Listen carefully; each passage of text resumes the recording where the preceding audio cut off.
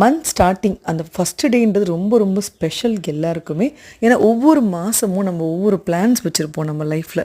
பர்ஃபெக்டாக நடக்கணும், எல்லாமே பாசிட்டிவாக நடக்கணுன்ற மாதிரி தான் நம்ம டேயை ஸ்டார்ட் பண்ணுவோம். ஸோ எப்போவுமே மந்த்லி ஒன்ஸ் பார்த்திங்கன்னா அந்த ஃபர்ஸ்ட் டே அன்னைக்கு முதல் செலவுன்றது நம்ம சாமிக்கோ உங்களுக்கு பிடிச்ச கடவுளுக்கோ எடுத்து வச்சுட்டு ஒரு ஸ்வீட் வாங்கி நீங்கள் ஸ்டார்ட் பண்ணுங்கள்.